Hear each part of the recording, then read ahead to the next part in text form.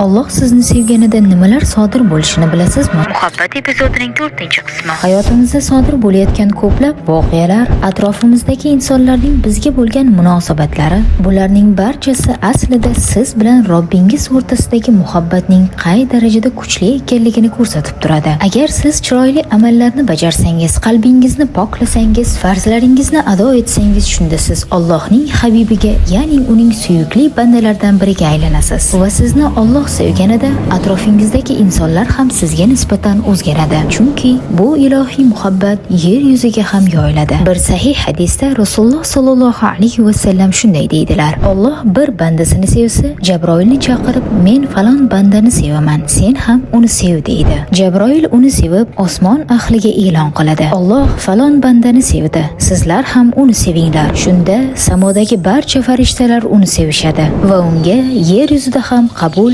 muhabbat beriladi. Siz ham shunday sevgini istaysizmi? Unda keling birga Allohning sevgisiga erishishga harakat qilamiz.